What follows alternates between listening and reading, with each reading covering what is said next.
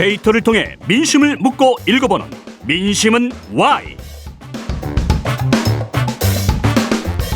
네, 데이터로 여론을 읽어보는 시간입니다. 민심은 Y, 휴먼한 데이터 이은영 소장, 박영식 정치시사 에디터 두 분과 함께하겠습니다. 두 분 안녕하세요. 네, 반갑습니다. 안녕하세요. 반갑습니다. 네, 12월 들어서 첫 만남입니다. 네. 그러네요. 네. 네, 또 겨울에 간식이 아주 맛있는 게 많은 계절이기도 한데 두 분은 어떤 거 좋아하십니까? 붕어빵이요. 아, 저도 네. 같았습니다. 에디터님은요? 저는 그 최근에 먹었는데 그 땅콩 모양으로 생긴 땅콩빵 있잖아요. 아, 네, 땅콩빵. 그 땅콩빵이나 계란빵 참 좋아해서 예. 왕왕 사 먹습니다. 네, 네. 아, 참 맛있죠. 그렇죠, 맛있죠. 네. 근데 어제 대통령과 재벌 총수들은 부산에서 떡볶이, 오뎅 등등등 빈대떡까지 먹방을 하셨습니다. 네. 요거 관련해서 아무래도 2030 부산 엑스포 유치 실패 후에 부산 민심을 좀 이제 다독이려고 간 것 같은데 기업인들을 싹 다 데리고 이렇게 가서 먹방을 하는 게 맞느냐 논란도 사실 많았어요. 두 분 어떻게 보셨습니까? 뭐 대통령께서 좀 마음이 급해지신 건 아닌가. 발등에 불이 떨어졌다라는 느낌을 저는 좀 받았거든요. 왜냐하면 정치가 사실 수학은 아닐진데 X 플러스 Y는 Z처럼 생각을 하시는 것 같아요.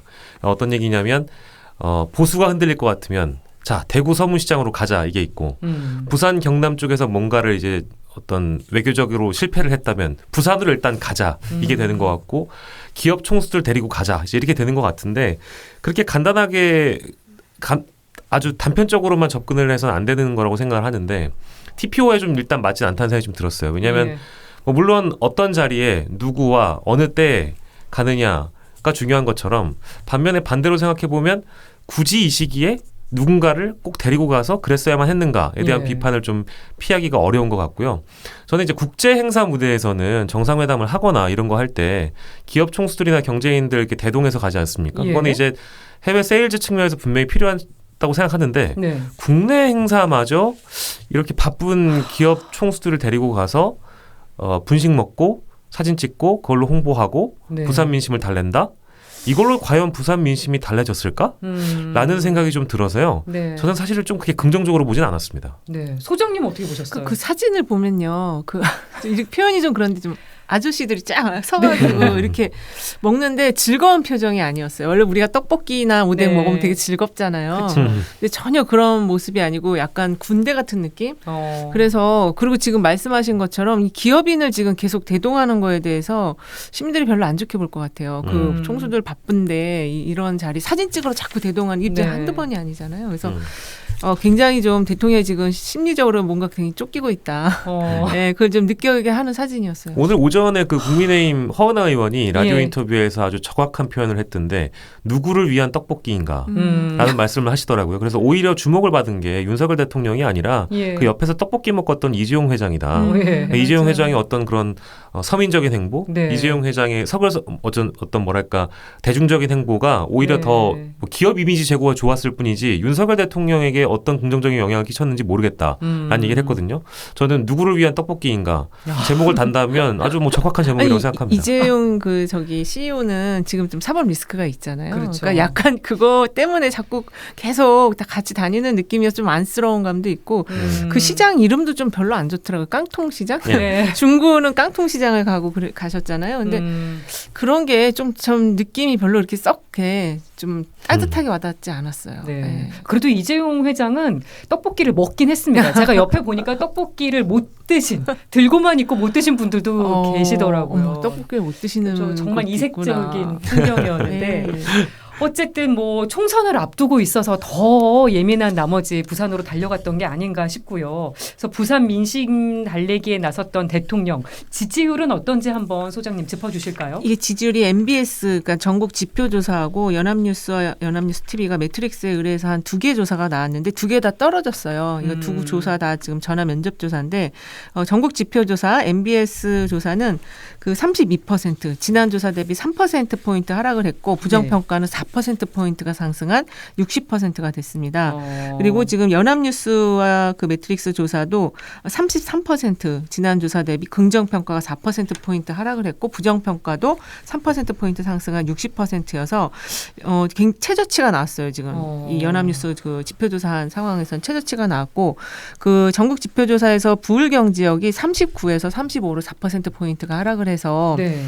지금 또 연합뉴스 쪽 자료도 20대, 40대, 50대 이쪽이 거의 다 지금 긍정평가 20%대로 다 내려앉았거든요. 예. 그래서 지표가 지금 굉장히 안 좋다 이렇게 볼 수 있을 것 같아요. 대통령 지지율도 그렇고 부산 쪽 민심도 네. 전부 하락세로 지금 보이고 있는 상황이네요. 네, 그렇습니다. 이런 추세 어떻게 보십니까, 에디터님? 글쎄 뭐 전 너무 당연하다고 보고요. 뭐 이번 주에 여론조사 결과의 어떤 추세 이런 게 아마 다음 주에는 더 안 좋게 나타날 가능성이 있지 않겠는가라는 생각이 좀 들고 사실은 이제 우리가 보통 국정 지지도나 여론조사 결과에 대한 이런 결과 예측 내지는 분석을 할 때 어쨌든 언젠가는 호재가 있지 않겠느냐, 모멘텀이 무엇일까 이런 얘기 예. 많이 하잖아요. 모멘텀이 없어요. 안 보입니다. 그러니까 예를 들면 이런 건데요. 그러니까 일하는 부처 만들겠다고 장차관 예. 뭐 다 내려보내서 뭐 아무튼 일하는 정부 하겠다고 한 게 가장 최근의 일인데 다 총선 나가죠. 그럼 손은 누가 키웁니까? 그게 이제 첫 번째인 것 같고 두 번째로는 지금 방송통신위원장 후보자 리스크도 분명히 지금 존재하고 있는데 네. 가만 보면은 제가 생각했던 역대 최악의 합참의장 후보자를 이번에 임명 강행하신 것처럼 김홍일 국민권익위원장도 저는 임명할 공산이 굉장히 크다고 보거든요. 예. 물론 인사청문회는 뭐 요식행위로 이미 전락을 해버렸으니까 청문 보고서 없이 채택이 가능하니까, 그렇죠. 임명이 가능하니까. 그것도 그렇게 되면 당연히 지지율에 반영이 안 좋게 되겠죠. 그리고 또 하나 있는 게 공정과 상식을 이렇게 강조하셨던 분인데 최근 이번 주 행보만 봐도요. 첫째 날에 경기도청 압수수색하신 거, 예. 그리고 뉴스타파 언론사 대표 압수수색하신 거, 이게 제가 이 방송에 잘 언급을 안 하려고 했는데 가장 가까운 분들 대통령의 가장 최측근의 공정과 상식은 그 잣대가 달라요. 그래서 예를 들면 김건희 여사 명품 수수와 관련된 내용들도 전혀 미동조차 없고 무반응이잖아요. 네. 이런 거 보면 당연히 지지도에 영향을 안 좋게 줄 것 같고요. 그리고 마지막으로 제가 이제 경제 얘기를 잘 안 꺼내는데 요소수 얘기를 해보면 정부가 이번에 발표한 거 보니까 3개월치 여유분이 있으니까 걱정하지 말라 그랬거든요. 예. 근데 대중국 의존도가요. 2021년에 71%였는데 이번에 91%까지 높아졌어요. 해결이 안 됐어요. 그러니까 중국이 문을 걸어 잠궜죠. 지금 시중에 판매하고 있는 요소수 가격이 이미 뛰었습니다. 예. 이런 거에 대한 대비 대책 이런 게 없어요. 그러니까 지금 대통령께서 국정 운영을 하시는데 어떠한 자신감을 가지고 하시는지 잘 보이지가 않습니다. 그래서 저한테 만약에 누군가 다음 주에 혹시 국정 지지도가 올라갈 모멘텀이 있을까요? 네. 없어요. 안 보입니다. 그러면 이제 뭔가를 찾아야 되는데 그 네. 찾는 방식을 굉장히 전통적인 방식으로 부산의 민심이 안 좋으니까 직접 가서 기업 총수를 데리고 간다. 뭐 이런 방식의 해결책이라면 저는 지금까지 해왔던 방식으로 하시면 안 될 것 같다. 네. 전향적인 고민이 필요하다고 봅니다. 소장님 어떻게 보세요? 지금 그 중소기업 이렇게 그 인터뷰 같은 거 해보면 돈이 수긍을 못 한대요. 그래서 폐업을 정말 해야 될지 고민을 한다라는 말들을 많이 하시는데 사실 그런 건 이런 여론조사에는 잘 안 잡히는 거거든요. 예. 그래서 우리가 큰 이야기들, 큰 이슈, 떨어지는 이슈들만 이야기하지만 실제 지금 서민 경제는 굉장히 악화되어서 시름에 빠져 있다. 이렇게 예. 볼 수 있을 것 같아요. 정말 어려운 상황인데 네. 정당 지지율도 한번 짚어볼게요. 국민의힘과 민주당. 네, 두 조사 모두 지금 민주당이 소폭 상승한 흐름으로 나타났거든요. 지금 연합뉴스 자료는 민주당이 35%로 지난 조사 대비 3%포인트 상승했고 국민의힘은 2%포인트 하락한 34%가 됐습니다. 예. 그리고 지금 이 MBS 자료도 민주당이 조금 소폭 상승한 흐름으로 나타났어요. 31%여서 지난 조사 이게 소폭이 아니네요. 3, 4%면은 4%포인트 상승을 했고 국민의힘은 34%로 유지가 됐거든요. 그래서 예.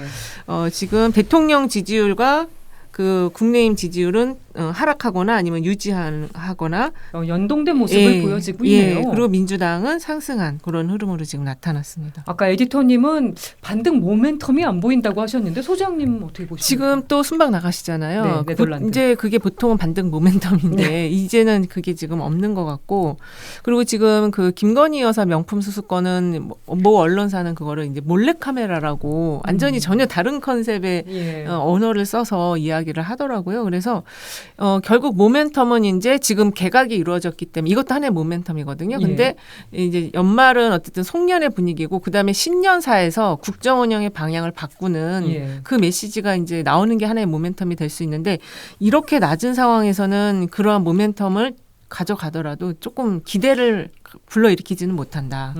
보통 신년 기대감이라는 게 있어요. 네. 그래서 뭐 주식도 좀 상승하면서 올해는 새해는 좀 잘 될 거야 이러면서 네. 지지율 좀 올라가는데 그게 없을 것 같다는 거죠. 아까 지금 얘기해 주신 것 중에 내각, 개각도 네. 모멘텀이 될 수 있는 포인트가 될 수 있다고 그럼요. 하셨는데 네. 어제 있었던 방송통신위원장 인사가 지금 모멘텀이 되지 못하고 있는 상황인 것 같습니다. 두 분은 한 줄 평 어떻게 하시겠어요? 한 줄 평이요?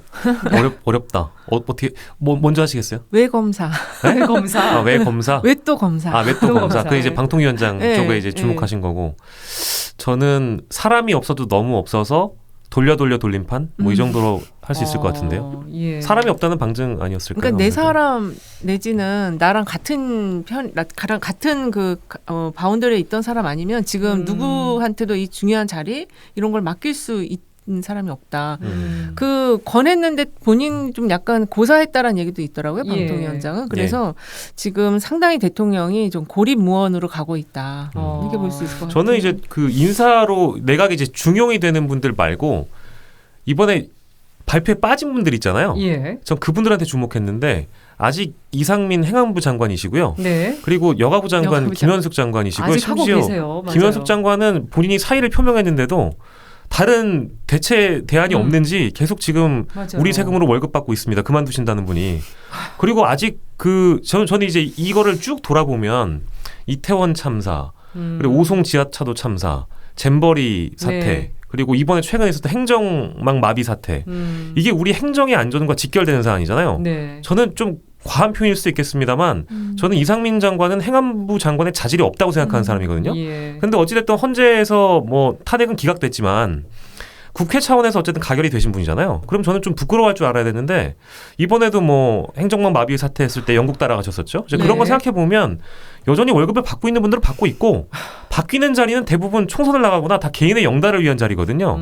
근데 바뀐 사람들 보면 또 돌려 쓰는 것 같고 네. 사람이 없구나. 새로 들어온 분들도 문제가 있고 네. 예. 지금 남아 있는 나가는 분들도 문제가 있고 예. 나가는 분들도 다 문제가 나가는 있어요. 분, 다 총체적 난국인 상황이라고. 네. 그리고 제가 이게 사실 나쁘다고 보여지고요. 이 회전문의 인사 돌려막기라는 비판은 역대 정부 어느 정부에나 있었던 것 같습니다. 그리고 최근에 있었던 문재인 정부에서도 사람 돌려 썼다고 욕 많이 먹었었거든요. 예. 그래서 그때 당시에 그 정부를 비판했던 당시 야당이 지금의 여당이에요. 예. 회전문 인사 돌려막기라고 그렇게 비판을 하시더니 지금 하시는 거 보면 사실 더하면 더했지 덜하지가 않습니다. 특히 뭐 예. 방통위원장 같은 경우에는 저희가 누차 언급을 하겠습니다만 세상에 이런 인사가 어디 있어요.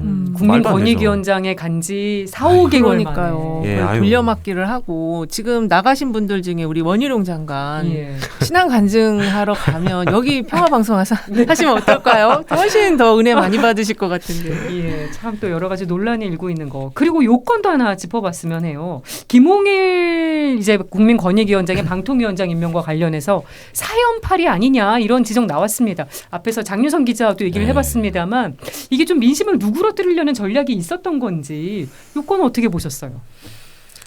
저는 진짜 해도 너무하다는 생각이 들고요. 그 사연팔이가 방송통신위원장의 직무와 무슨 관련이 있으며 방송통신위원장 자리는 이제 국무위원격에 해당하는 자리일 수 있겠습니다만 일부 다른 부처들의 자리와 비교해 봤을 때 정치적인 중립성은 더 필요하고 그렇죠. 독립성, 전문성 이게 제일 중요하잖아요.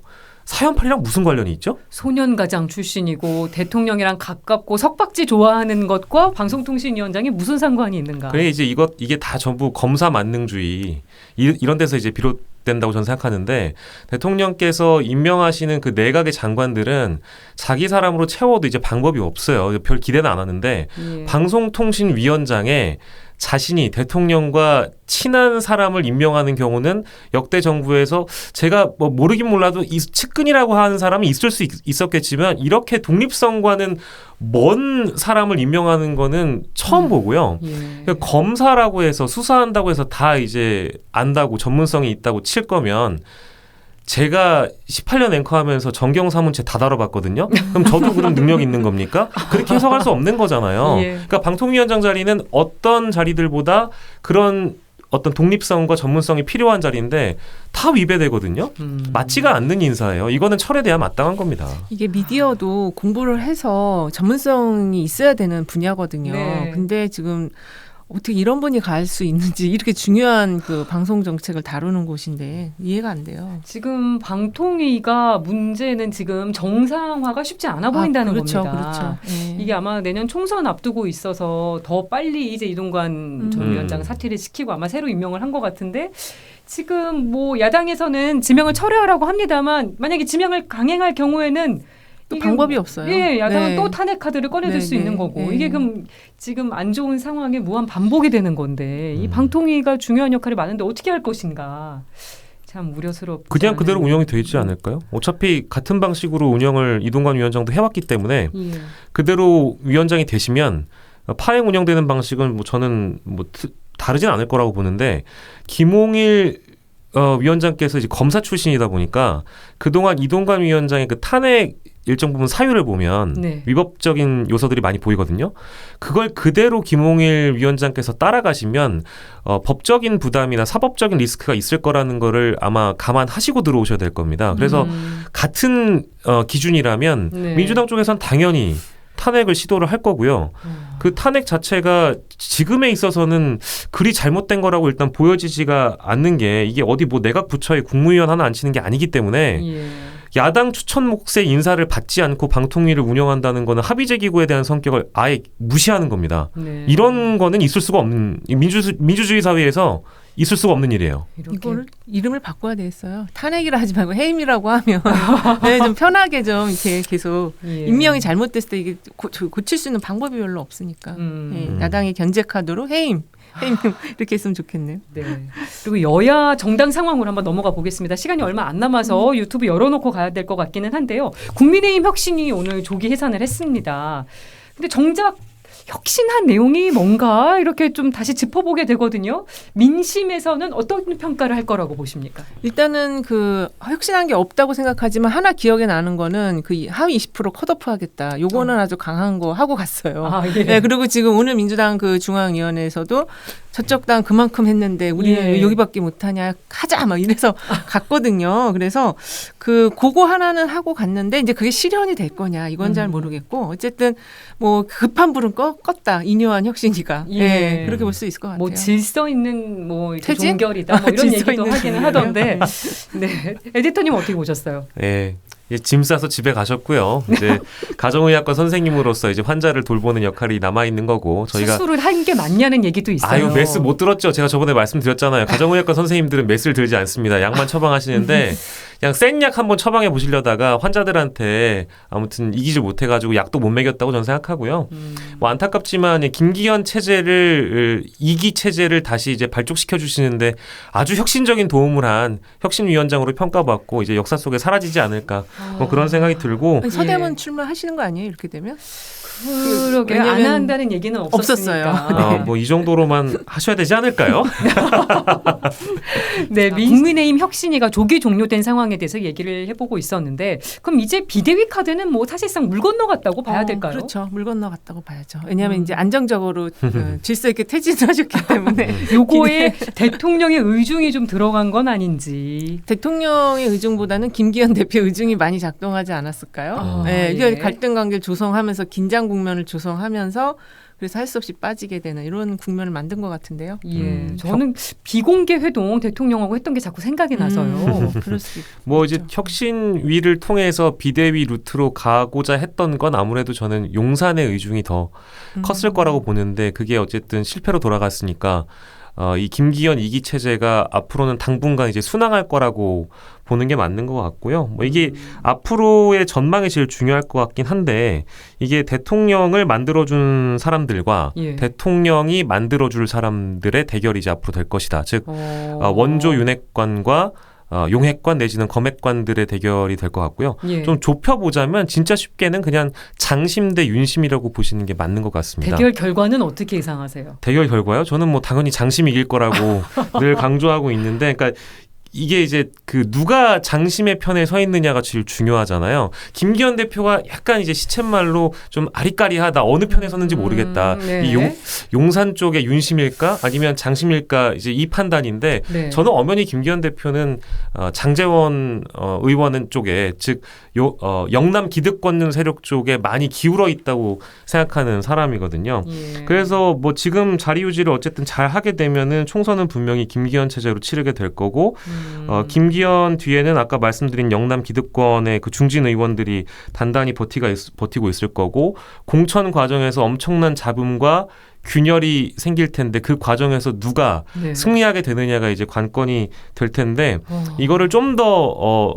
재밌게 표현하자면 수사권, 그러니까 네. 캐비넷과 녹취록의 싸움이 되지 않을까 장기적으로 봤을 때. 그러니까 이게 좀 뭔가 더 소설을 써보자면은 너무 소설을 쓰지 마세요. 너무 힘들어 듣는 거. 그래요? 지금도 약점이 너무 잡히지 힘들어. 않아야 되는 거예요, 서로. 그렇죠. 그러니까 이제 그 영남 기득권을 휘어잡는 건 수사권이 될 거다라고 주장하시는 분들이 있고 그 캐비넷을 무력화시키는 녹취록이 더 강할 것이다라고 믿는 분들은 이제 그 두 세력의 대결을 이제 지켜봐야 되는데 아무튼 국민의힘 쪽은 뜨거운 겨울이 될 거라고 좀 봅니다. 네. 이게 김기현 대표를 제 생각은 이게 이분이 종속 변수가 아니에요. 독립 변수예요. 그래서 이렇게 보이는 건 종속 변수 같이 보이지만 자기의 왕국에서 예. 자기의 왕국을 지키는 사람이거든요. 그래서 대통령과의 관계성도 독립 변수다. 그래서 대통령도 근데 그 영토를 침범하기 할 수가 없어요. 전혀 다른 그라운드여가지고 그런 생각이 들고 그리고 이제 앞으로는 힘의 역관계인데 그 지역 안에서의 힘의 역관계이기 때문에 대통령이 만약에 윤핵관을 쓱 중용을 하고 그 원조 핵관들을 뭐 이렇게 공천을 안 주겠다 하더라도 이 사람들이 무소속으로 나와서 당선돼 버리면 이거는 뭐 건드릴 수가 없는 영역이 네. 되는 거예요. 그래서 사실은 이제부터는 새로운 어떤 국면으로 넘어가는 거다. 대통령의 힘이 영향력이 좀 줄어드는 그런 국면으로 넘어간다고 저는 생각하거든요. 그러니까 이제 네. 김기현 체제는 유지가 된 상황에서 앞으로 이제 변수가 있다면 아마 김기현 대표가 공천관리위를 좀 땡겨가지고 조기에 띄운다든지 예. 그런 식으로 좀 자신이 이 당내 주도권을 유지하려고 하는 그런 움직임이 하나 있을 거고 거기에 맞대응하는 카드가 이제 하나의 변수는 아무래도 한동훈 장관의 조기 등장인데 네. 이제 그런 것들이 아마 국민의힘 당권 지형에 영향을 좀 많이 주겠죠. 예. 근데 그게 이제 되겠느냐? 저는 한동훈 카드로는 김기현 체제를 억누를 수는 없을 거라고 저는 보거든요. 그분들의 소위 정치 짬밥이라는 거는 솔직히 뭐 김기현 대표가 윤석열 대통령이랑 정치를 더 오래 했겠습니까? 아니면 장제원 의원이랑 정치를 더 오래 했을까요? 그 동료의식과 동료의식은 그 똘똘 뭉쳐있는 영남 기득권을 어떻게 타파하느냐가 혁신의 가장 큰 숙제였는데 안 됐잖아요. 한동훈 장관이 등판해도 쉽지 않을 거라고 보시는 거예요. 그거는 아마 어려울 거라고 저는 봅니다. 이게 네. 지금 네. 주요 장관 출마와 관련한 여론조사가 전국 지표조사가 했어요. 예. 주요 장관 출마에 대해서 긍정적으로 보는 건 32%, 부정적으로 보는 건 59%로 이 대통령 지지율하고 똑같이 나왔거든요. 그러네요. 네, 그래서 이 결국에는 지금 현재 남은 장관들은 내각의 인물들은 대통령과 같은 카테고리 안에 있는 사람들이거든요. 그 그늘을 벗어날 수가 없어요. 벗어나려면 대통령을 이제 비난을 하거나 비판을 하거나 자기 색깔을 구축을 해야 되는데 예. 한동훈 장관이 그럴 수 있을까? 성격상 그렇게 안 될 것 같아요. 그분은. 예. 네. 국힘 상황이 어수선한 것 같이 보이는데 민주당도 만만치 않아 보입니다. 이낙연 전 총리가 재판 리스크를 거론하면서 이재명 대표를 직격하는 발언을 이번 주 했습니다. 이재명 대표는 또 이낙연 전 대표를 탈당시키라는 청원을 이제 당내 이제 뭐 게시판에서 삭제를 시키고 통합 메시지를 내기도 했습니다만 이게 계속 지금 변수로 거론이 되고 있어요. 이게 어떻게 흘러갈 것인가? 이재명과 이낙연 이 두 구도 어떻게 보십니까? 그러니까 일단은 이제 이낙연 전 총리가 드디어 등판을 했는데 이게 조용필이 나온 거거든요, 지금. 근데 그만큼 상황이 별로 안 좋다는 얘기예요. 예. 그리고 오늘 그 중앙위에 그 가결된 그 득표 현황을 보면은 60%가 넘게 가결시켰잖아요. 예. 그래서 지금 비명계 오늘도 보면은 비명계 인사들이 나와서 계속 발언을 강경하게 했어요. 그럼에도 불구하고 그 내부 구조는 이미 그렇게 6대3 구조로 넘어가 있다. 친명계가 이미 그렇게 장악을 하고 하고 있다. 예. 그래서 바깥에서 이낙연 전 총리가 재판 리스크 뭐 얘기하고 뭐 해도 재판 리스크 얘기해도 재판이 내일 끝나는 건 아니잖아요. 시간이 더 많이 남아 있잖아요. 그래서 지금 상당히 이 비명계의 행보가 이 참 외통수로 들어가고 있다. 그렇게 볼 수 있을 것 같아요. 네. 근데 뭐 이게 사실은 가장 크게 거론되는 것이 이렇게 갈등이 심해지다가 이낙연 전 총리가 따로 당을 차리는 거 아니냐, 뭐 신당 창당 얘기까지 주목하시는 분들도 있습니다. 나오고 있는데 불가능할 겁니다. 왜냐하면 이낙연 전 총리의 뭐 성정, 성격 뭐 이런 것들을 아시는 분들이라면 예전에 열린우리당 예. 그때 시절에도 봐도 이낙연 전 대표는 제가 알기로는 탈당을 하지 않고 당에 잔류했던 걸로 알고 있고요. 네. 이제 그런 보수적인 성격들을 감안했을 때 민주당에서 아무리 어떤 이런 갈등들이 나온다고 해서 자신이 따로 비명계들을 규합해가지고 당을 차리거나 아마 따라 나가는 비명계들도 많이 없을 거라고 저는 제 개인적으로 생각합니다만 네. 이낙연 대표 자체가 전 총리 자체가 본인이 나가서 어떤 신당을 창당해서 창당의 그 당의 대표가 되겠다? 이거는 그럴 만한 그림은 안 나올 것 같고요. 다만 당내 갈등을 어떻게 봉합해주는 그림을 보여주느냐. 예. 숙제는 사실 이재명 대표에게 달려있다고 보고 이재명 대표가 원하는 그림도 어찌됐든 비명계 쪽이나 이낙연 전 대표의 이런 비판을 감수해 가면서도 본인의 정치 영역을 그대로 공고히 좀 확장하거나 그대로 유지하는 게 가장 좋은 그림이겠죠. 그러니까 이제 예. 보여지는 그림은 이낙연 전 총리나 비명계를 좀 화합하고 봉합하는 차원에서 그림을 보여주되 아마 요구하는 거를 들어주기는 힘들지 않을까요? 지금 오늘 이제 뭐 중앙위 상황을 봐도 그렇게 되는 그림인 것 같아서 갈등은 계속 유지되겠습니다만 탈당이라는 건 잘 보이지가 않는다. 지금 어떻게 보면 네. 싸움판이 있다고 하면 이재명 대표는 언덕 위에서 이렇게 네. 내려다보는 여유 있는 판세예요 지금. 네, 그런 것 같더라고요, 실제로. 아니 근데 저는 원칙과 상식으로 속한 뭐 언론에서는 비명계 모임이라고 합니다만 이제 본인들은 혁신 모임이라고 불러달라고 했죠. 이 원칙과 상식 이 4명의 의원들의 행보도 주목이 됩니다. 오늘 그분들이 다 발언을 했는데 예. 이 이제 그 득표 나온 거 이걸 보고 굉장히 자신감 많이 상실하셨을 것 같아요. 그분들 지금 탈당하거나 좀 다른 움직임을 하려면 굉장히 용기를 내야 될 그런 지금 분위기인 거를 오늘 간파가 되셨을 것 근데 같아요. 당의 혁신을 요구하면서 이제 최종 결단을 내리겠다고 했었는데 이런 분위기에서 못해요. 단호하게 말씀하셨습니다. 네. 근데 민주당의 갈등이나 뭐 화합 이런 거는 어떻게 좀 갈등을 그거는 이제 진정시킬 수 있을까요? 아까 말씀드렸잖아요. 언덕 위에서 보고 있기 때문에 좋은 타이밍에 적절하게 화분을 갖다 주면 된다. 그만큼 지금 당내가 이재명 대표 중심으로 이렇게 장악이 되어 있고 예. 결집이 돼 있다. 그러니까 적절한 타이밍에 손을 잡아주면 된다. 지금 그런 상황인 것 같아요. 예. 이런 뭐 어떤 뭐 소장파 그룹이라고 부르는 분들도 계신데 정치적 소신을 밝히고 주류 세력과는 다른 의견을 내는 이제 비주류 의원들의 그 모습은 뭐 물론 지금 당장은 주류들에게 용인되지 않는 수준의 주장들을 많이 하시지만 참고 기다리면 언젠간 또 기회가 오는 게 정치이기 때문에 그러니까 두 가지일 겁니다. 그 큰 용기를 가져서 네. 이상민 의원처럼 탈당을 하시지 않을 거라면 이렇게 당 내에서 비주류적인 모습을 보여주면서 자기 소신을 밝히는 것도 자기 정치의 일환이고 그것도 이제 보여지는 쇼잉의 한 부분이기 때문에 네. 그렇게 해서 자신의 정치 영역을 넓혀가는 거기도 하니까 예.